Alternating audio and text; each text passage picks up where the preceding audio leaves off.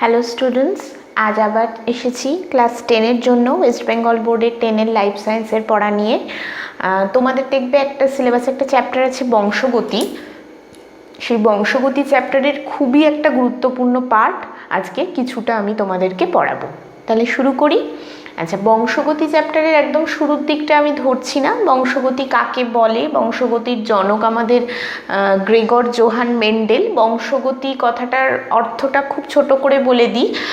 বংশগতি মানে হলো বংশ পরম্পরায় জীবের যে চারিত্রিক বৈশিষ্ট্য সেটা জনিত্রীজনু থেকে অপত্যজনুর মধ্যে সঞ্চারিত হওয়া, এটাকেই আমরা বলছি বংশগতি। তো এইখানকার যে মেন বিষয়টার ওপর আমি যেটা তোমাদের আজকে পড়াবো সেটা হলো যে মেন্ডেল দ্বারা নির্বাচিত 7 জোড়া বিপরীতধর্মী চারিত্রিক বৈশিষ্ট্য। কেন মেন্ডেল মটর গাছ নির্বাচন করেছিলেন, মেন্ডেলের সাফল্য লাভের কারণগুলি কী কী ছিল এবং তার সঙ্গে শঙ্করায়নের পরীক্ষা। আচ্ছা, প্রথমে দেখাই মেন্ডেল দ্বারা নির্বাচিত মটর গাছের 7 জোড়া বিপরীতধর্মী চরিত্র। বংশগতিটা মেনলি মেন্ডেল পরীক্ষা করেছিলেন গাছেদের ক্ষেত্রে মটর গাছকে নিয়ে, কারণ মটর গাছের মধ্যে অনেক রকমের ভ্যারাইটি বা অনেক রকমের সমন্বয় বা কম্বিনেশন আমরা দেখতে পাই। সেগুলো একটু কি কি আমরা আলোচনা করব। এই যে ছকটা আমি এখানে বোর্ডে দেখিয়েছি, এটা তোমরা বইতেও পেয়ে যাবে। এই ছকটা তোমরা খুব ভালো করে মুখস্থ করবে, কারণ এই পোর্শনটা থেকে মাধ্যমিকে কিন্তু প্রতি বছরই সহজ করে হোক বা ঘুরিয়ে হোক কিছু না কিছু প্রশ্ন থাকেই, যেখানে অন্তত 2 বা 3টে চরিত্রের প্রকট প্রচ্ছন্ন বৈশিষ্ট্যটা তোমাদের উত্তর হিসেবে লিখতে হয়। তো মেন্ডেল যে 7 জোড়া মটর গাছের বিপরীত বৈশিষ্ট্য নিয়ে কাজ করেছিলেন সেগুলো কি কি দেখো। চারিত্রিক বৈশিষ্ট্যটি যেটা বীজের আকার, সেখানে প্রকট হলো গোলাকার, প্রচ্ছন্ন হলো কুঞ্চিত। বীজের বর্ণ, সেখানে প্রকট বৈশিষ্ট্যটি হলো হলুদ, প্রচ্ছন্ন বৈশিষ্ট্যটি হলো সবুজ।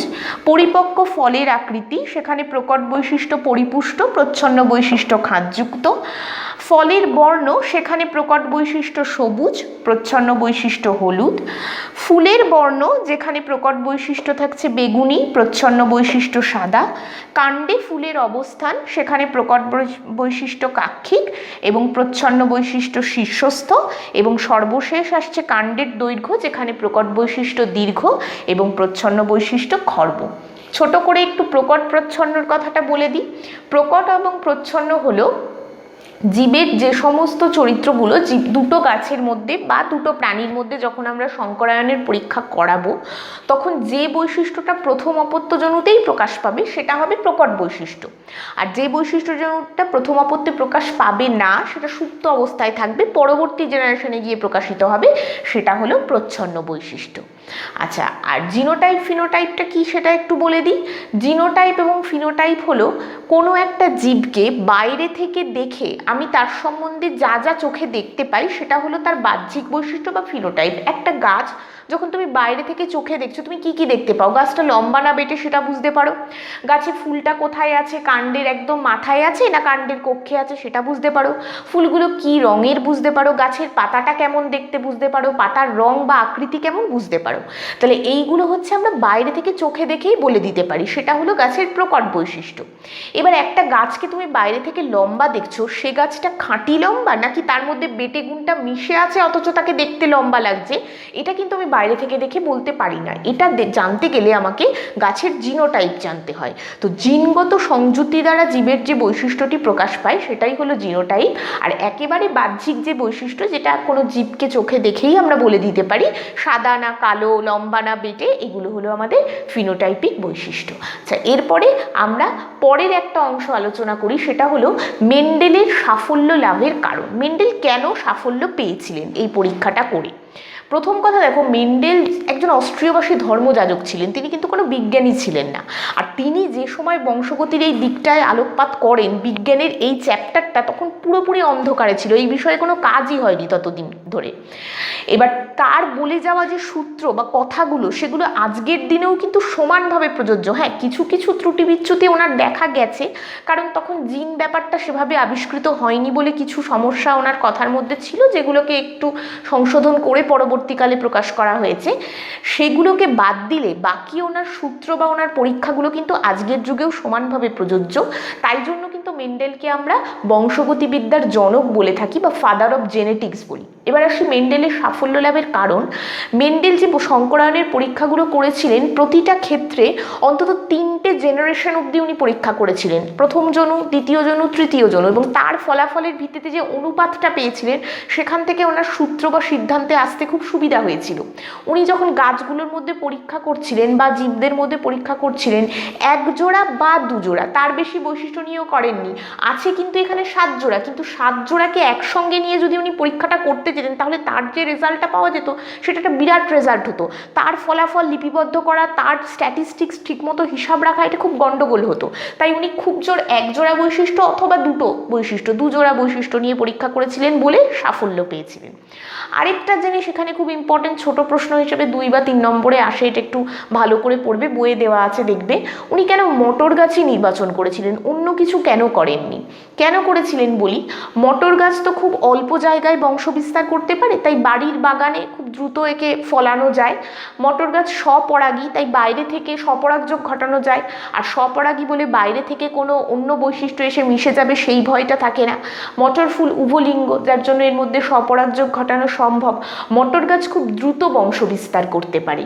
এই সমস্ত কারণগুলোর জন্য উনি মটর গাছকে নির্বাচন করেছিলেন। তাহলে এটা গেল আমাদের প্রাথমিক পর্যায়টা। এরপরে আমরা পরবর্তী অংশে চলে যাব, যেটা হলো মেন্ডেলের শঙ্করায়ন পরীক্ষা। প্রথমে দেখব এক শঙ্কর জননের পরীক্ষা। ওকে, চলে এসেছি আমরা পরবর্তী অংশে, যেখানে আমরা প্রথম পরীক্ষাটা নিয়ে আলোচনা করব মেন্ডেলের এক শঙ্কর জননের পরীক্ষা, ইংরেজিতে যাকে আমরা বলছি মনোহাইব্রিড ক্রস। আচ্ছা, শঙ্করায়ন পরীক্ষা মানে কি?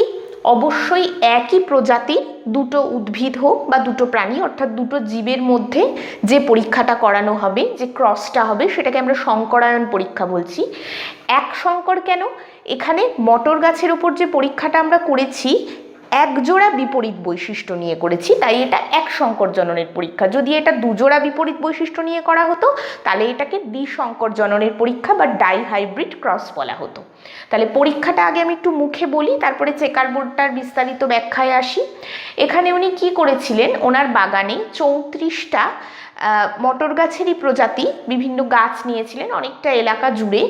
যে গাছগুলো, মটর গাছ তো সাধারণত উভলিঙ্গ হয় আমরা জানি, কিন্তু প্রথম স্টেপে ওনার টার্গেট ছিল উনি ইতর পরাগযোগ ঘটাবেন। এবার উভলিঙ্গ ফুলে ইতর পরাগযোগ কী করে সম্ভব? ওদের তো সাধারণভাবেই স্বপরাগযোগ হওয়ার কথা। তার জন্য উনি কী করেন, কিছু ফুলকে উনি ছোট একটা চিমটার সাহায্যে তাদের অপরিণত পুংকেশরগুলোকে ফেলে দেন। তাহলে সেই ফুলগুলো স্ত্রী ফুল হয়ে গেল, পুংকেশর বাদ চলে গেল। আবার কিছু ফুলকে উনি অপরিণত অবস্থায় তার গর্ভমুণ্ড বা গর্ভাশয়ের অংশগুলো ফেলে দেন, তাহলে সেই ফুলটা পুরুষ ফুল হয়ে গেল। এইভাবে কয়েকটা ফুলকে পুরুষ ফুল, কয়েকটা ফুলকে স্ত্রী ফুল হিসেবে উনি রেডি করে নেন। তারপরে যে পরীক্ষাটা উনি করেন, প্রথমে একটা বিশুদ্ধ লম্বা মটর গাছ এবং একটা বিশুদ্ধ বেটে মটর গাছের মধ্যে শঙ্করায়ন ঘটান। তার ফলে প্রথম জনুতে যে গাছগুলো জন্মালো তারা প্রত্যেকে লম্বা হলো। এখন তারা শঙ্কর লম্বা না বিশুদ্ধ লম্বা সে কথায় আমি পরে আসছি, কিন্তু সব গাছই প্রথম অপত্য জনুতে লম্বা জন্মালো। প্রথম অপত্য জনুর গাছগুলোর মধ্যে উনি কিন্তু স্বপরাগযোগ ঘটালেন, এবার আর ইতর পরাগযোগ নয়।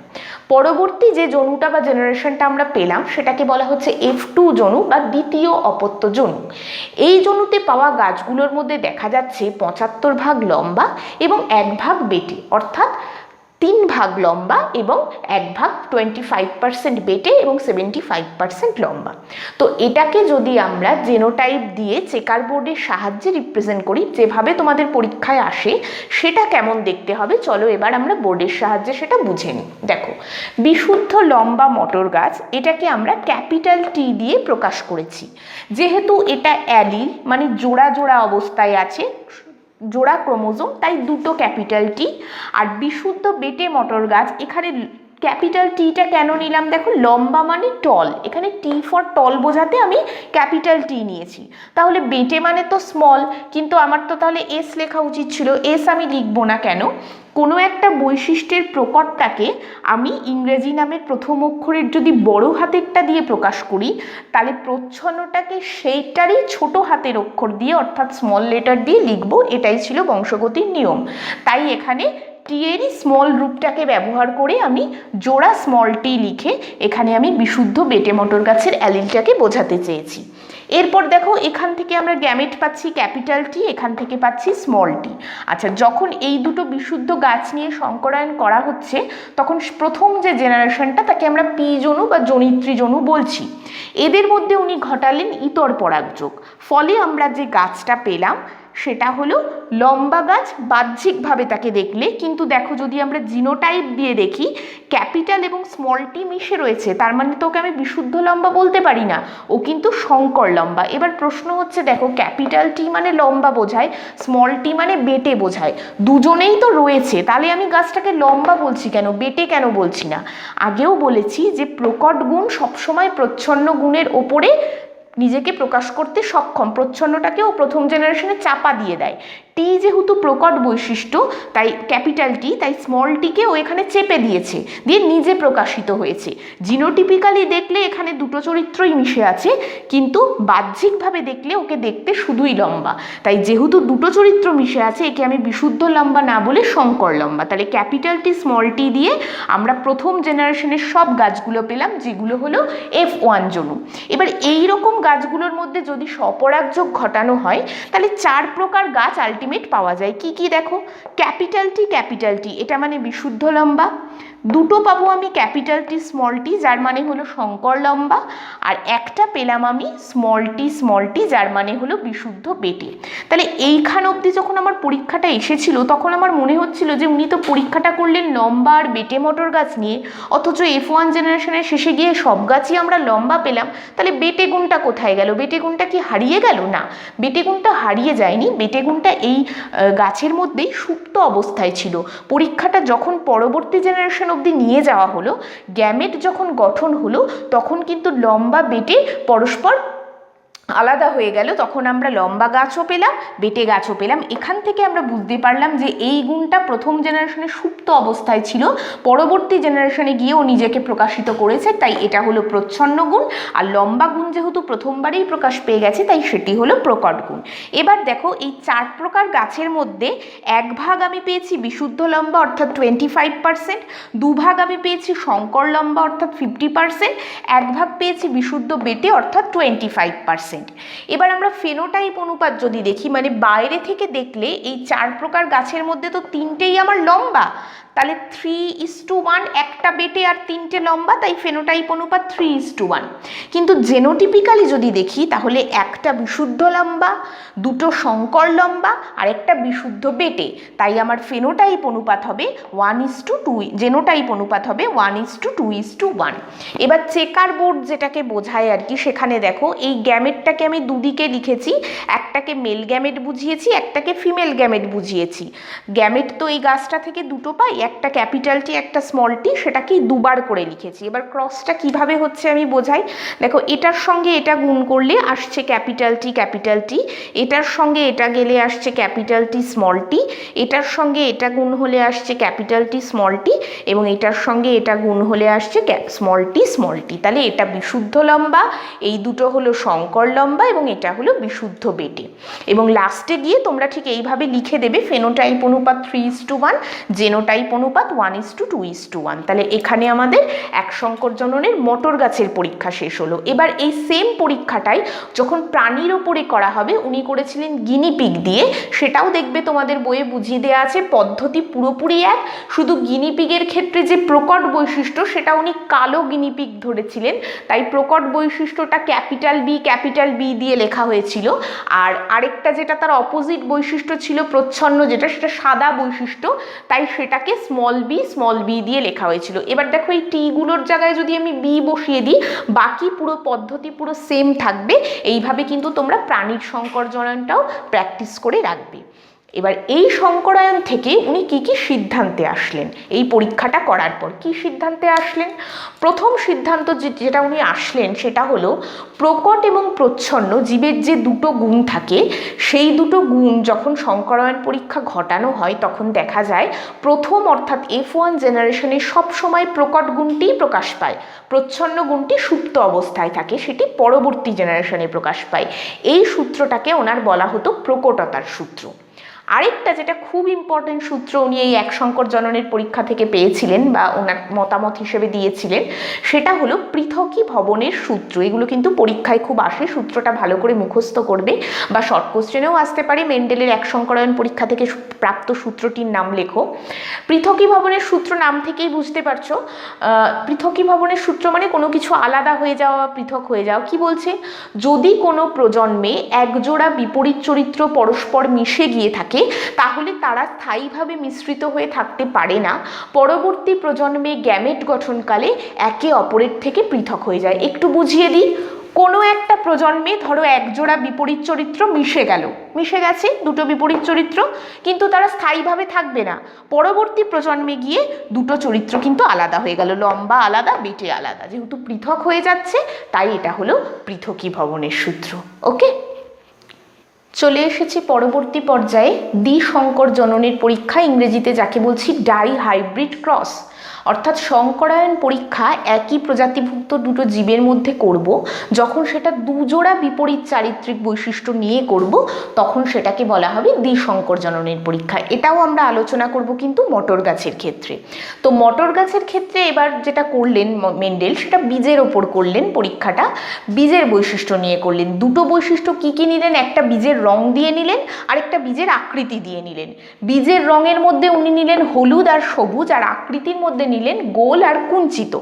তো হলুদ আর গোল বীজ এটা হলো প্রকট বৈশিষ্ট্য, আর সবুজ আর কুঞ্চিত বীজ এটা হলো প্রচ্ছন্ন বৈশিষ্ট্য। এবার আমরা শুরু করি। এখানে উনি কি করলেন দেখো, একটা হলুদ গোল বীজযুক্ত মটর গাছ নিয়েছেন, একটা সবুজ কুঞ্চিত বীজযুক্ত মটর গাছ নিয়েছেন। এবার হলুদ মানে ক্যাপিটাল ওয়াই, গোল মানে ক্যাপিটাল আর, সবুজ মানে স্মল ওয়াই, কুঞ্চিত মানে স্মল আর। তাহলে হলুদ গোল বীজের যে অ্যালিলটা সেটা আমরা লিখব capital Y capital Y capital R capital R. উল্টো দিকেরটাকে স্মল লেটার্স দিয়ে লিখেছি, double small Y double small R. এইটা হচ্ছে আমাদের পি জনু বা জনিত্রী জনু। এখান থেকে আমরা যে গ্যামেট পাবো, এগুলো তো অ্যালিল তাই ডবলে লেখা, গ্যামেট মানে সিঙ্গেল হয়ে যাবে, ক্যাপিটাল ওয়াই ক্যাপিটাল আর, আর এখান থেকে পাবো স্মল ওয়াই স্মল আর। এদের দুজনের সংকরায়নের ফলে যে গাছটা পেলাম সেটা হলো capital Y small Y capital R small R. এবার দেখো এই গাছটাকে যদি বাইরে থেকে দেখি, ফেনোটিপিক্যালি দেখি, তাহলে দেখো যেখানেই ক্যাপিটাল লেটার দুটো রয়েছে ওয়াই আর আর, তার মানে তো এরা প্রকট, তাহলে অবশ্যই এটা কিন্তু হলুদ গোল বীজের হবে। কিন্তু সেই হলুদ গোল বীজটা আমার বিশুদ্ধ নয়, কেন দেখো স্মল দুটোও মিশে রয়েছে, তার মানে প্রচ্ছন্ন দুটোও মিশে রয়েছে, সবুজ আর কুঞ্চিতর ক্যারেক্টারটাও এখানে মিশে রয়েছে, তাই বাইরে থেকে দেখলে আমার মনে হবে F1 জন্য সব গাছ হলুদ গোল হয়েছে। কিন্তু যখন জেনোটিপিক্যালি আমি দেখবো, ওদের জেনোটাইপ লিখবো, আমি কিন্তু এটাকে লিখবো শঙ্কর হলুদ গোল বীজ। এটা গেল আমার F1 জনু। এবার এই গাছটা থেকে আমি কিন্তু 4 রকম গ্যামেট পাই, কম্বিনেশনগুলো খেয়াল করো। একটা আমার ক্যাপিটাল ওয়াই ক্যাপিটাল আর, একটা যাবে ক্যাপিটাল ওয়াই স্মল আর, একটা যাবে স্মল ওয়াই ক্যাপিটাল আর, এবং আরেকটা যাবে স্মল ওয়াই স্মল আর। এই হলো আমার গ্যামেট। পরবর্তীতে আমি চলে যাচ্ছি চেকার বোর্ডে। ওকে, দ্বিসংকর জননের পরীক্ষাটার চেকার বোর্ডের শেষ অংশটায় এবার চলে এসেছি। দেখো যে 4টে গ্যামেট আমি আগের পার্টে তোমাদের দেখালাম, সেই 4টে গ্যামেটকে আমি এই ছকে দুবার করে লিখেছি। কেন? একবার মেল গ্যামেট বোঝানোর জন্য, একবার ফিমেল গ্যামেট বোঝানোর জন্য। এবার এদের গুণগুলো করলে আমরা যে 16টা রেজাল্ট পাবো সেটাই আমার দ্বিসংকর জননের চেকার বোর্ড। একবার মিলিয়ে দিই, দেখো এটার সঙ্গে এটার গুণ হলে ক্যাপিটাল ওয়াই ক্যাপিটাল আর, যেটার মানে হচ্ছে হলুদ গোল বীজ। এটার সঙ্গে এটা গেলে capital Y capital R small R. এটার সঙ্গে গুণ করলে আসছে capital Y capital R small R, এটাও হলুদ গোল। এটা যাচ্ছে capital Y capital R small R, এটাও হলুদ গোল। এবার এটার সঙ্গে যদি এটাকে গুণ করি capital Y capital R small R, এটা দিলে ক্যাপিটাল ওয়াই স্মল আর, এটা গেলে capital Y capital R small R, এটা গেলে ক্যাপিটাল ওয়াই স্মল আর। এখানে দেখো এটা হলুদ গোল, এখানে কিন্তু কুঞ্চিত, কারণ দুটো আরই স্মল রয়েছে, হলুদ কুঞ্চিত, এটা হলুদ গোল। আবার এখানেও দুটো যেহেতু আর স্মল রয়েছে তাহলে কুঞ্চিত। এবার এটার সঙ্গে যদি গুণ করি, দেখো capital Y capital R small R হলুদ গোল, capital Y capital R small R, এটাও হলুদ গোল। স্মল ওয়াই ক্যাপিটাল আর, এটা কিন্তু সবুজ গোল, কারণ দুটো ওয়াই এখানে স্মলে রয়েছে, তাহলে এটা সবুজ। এটাও small Y capital R small R, এটাও কিন্তু সবুজ গোল। লাস্টেরটাতে চলে আসি, এইটা দিয়ে যদি এই চারটেকে গুণ করি, ক্যাপিটাল ওয়াই ক্যাপিটাল আর হলুদ গোল, এটা করলে ক্যাপিটাল ওয়াই স্মল আর হলুদ কিন্তু কুঞ্চিত, যেহেতু এই দুটো স্মল লেটারই রয়েছে। স্মল ওয়াই ক্যাপিটাল আর মানে সবুজ গোল।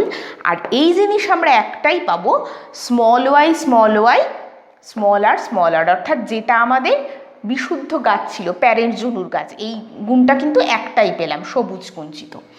এবার খুব ভালো করে এখানে গুণে দেখো হলুদ গোল কটা রয়েছে, 1 2 3 4 5 6 7 8 9টা। তাহলে হলুদ গোল আমার আছে 9টা, এখানে আমি 9টা লিখেছি। এবার এই হলুদ গোলগুলোর মধ্যে 9টার মধ্যে দেখো এই যে টাইপটা, এই টাইপটা আছে একটা, capital Y capital R small R, এই জিনিসটা আছে দুটো, capital Y capital R small R, এই জিনিসও আছে দুটো।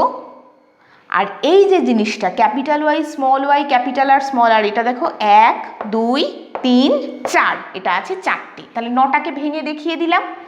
এবার দেখো আমি যদি যাই হলুদ কুঞ্চিত আছে কিন্তু 3বার, দেখো 1 বার 2 বার 3 বার। সেই 3 বারের মধ্যে ক্যাপিটাল ওয়াই স্মল আর এটা আছে 1 বার। আর বাকি যে দুটো হলুদ কুঞ্চিত তারা কিন্তু ক্যাপিটাল ওয়াই স্মল আর দিয়ে আছে। তাহলে 3কে ভেঙে দেখালাম 1 আর 2 করে। এরপরে যাব সবুজ গোলও 3 আছে, দেখো 1 2 3, 3টে সবুজ গোল। তার মধ্যে স্মল ওয়াই ক্যাপিটাল আর এটা আছে 1 বার। আর এই জিনিসটা 2 বার আছে, যেটা small Y capital R small R, এই জিনিসটা আছে হচ্ছে আমার 2 বার। তাহলে এখানেও 3কে ভাঙলে আমি পাচ্ছি 1 আর 2। আর লাস্টে গিয়ে যেটা আমার সবুজ কুঞ্চিত স্মল ওয়াই স্মল আর, এটা কিন্তু একবারই আছে। তাহলে এক্ষেত্রে যদি আমার ফেনোটাইপ অনুপাত লিখতে হয়, মানে বাইরে থেকে দেখে আমি যেটা দেখতে পাচ্ছি সেটা কিন্তু আমি লিখব 9:3:3:1, কারণ 9টা হলুদ গোল, 3টে হলুদ কুঞ্চিত, 3টে সবুজ গোল, একটা সবুজ কুঞ্চিত, এটা বাইরে থেকে।